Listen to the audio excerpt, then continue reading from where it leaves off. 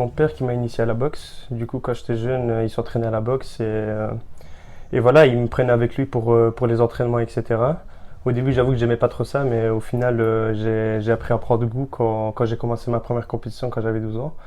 Et depuis lors, j'ai pas lâché et je suis passé pro il y a 2 ans. Du coup, voilà, c'est comme ça que j'ai commencé le kickboxing et que je le continue toujours. Vu qu'en fait le sport, je le vis à la maison comme à l'extérieur. En fait, c'est toujours sport, sport, sport, sport. Quand je rentre à la maison, il s'assure que j'ai bien fait mes entraînements hors salle de boxe. Et il est très exigeant. Du coup, voilà, on a beaucoup plus de pression parce qu'on sait que voilà, si on a un combat, voilà, si on le gagne, tout le monde est heureux à la maison comme à la salle, mais si on le perd, on est du coup malheureux que ce soit à la salle et à la maison. Du coup, on va dire à double tranchant. C'est bien comme c'est mauvais quand il y a quand on perd. Du coup, c'est ça cette relation. Mais elle est bien, c'est grâce à ça que j'ai pu aussi aller loin à ce niveau-là, que j'ai jamais pu lâcher. Du coup, parce que moi, la boxe au début, ça m'intéressait pas trop, mais vu qu'il était derrière moi chaque fois, et j'ai pu continuer et arriver à ce stade-là, quoi. Par rapport à tout ce qui est école, etc., il s'assure que je réussisse mes examens dans mon parcours académique comme sportif. Du coup, oui, il y a mon père et en même temps, en fait, c'est mon père et mon entraîneur en même temps. Il a les deux casquettes, du coup, par rapport à ça. Et c'est bien, quoi. L'année passée, j'ai participé avec l'équipe nationale marocaine pour les championnats du monde au Portugal. Du coup, c'est la WACO Kickboxing, c'est la plus grosse organisation de kickboxing amateur. Et du coup, il y avait les championnats du monde qui ont été organisés en novembre dernier, ouais, en 2023 si je me rappelle bien. Et vu que j'ai la double nationalité marocaine, je suis belgo-marocain, j'ai pu pouvoir du coup accéder à cette compétition mondiale et pouvoir participer avec l'équipe nationale marocaine. Du coup, franchement, c'est la persévérance et la discipline. Si on veut vraiment atteindre un but, il faut jamais lâcher. Et en fait, c'est ça qui m'a permis d'arriver à finir mes études, en même temps à passer pro en boxe. Du coup, je voulais atteindre un certain niveau en boxe. Du coup, j'ai pas lâché dans ce secteur-là. Comme le parcours académique, je voulais vraiment avoir mon master parce que la boxe, on sait que c'est pas sécuritaire dans l'avenir. Du coup, on peut se blesser, du coup, arrêter notre carrière, etc. Du coup, il fallait une sécurité. Et pour moi, c'est mon diplôme. Du coup, il fallait absolument que je l'ai. Et au final, voilà, il faut persévérer, j'ai pas lâché. Il y a eu des moments où c'était très très dur, où j'ai dû abandonner par exemple la boxe pour pouvoir me concentrer dans mon parcours académique. Mais au final, ça a porté ses fruits. Et voilà. Franchement, à Tanger, c'est la grandeur de tout en fait, que ce soit le lieu touristique ou alors les choses à faire.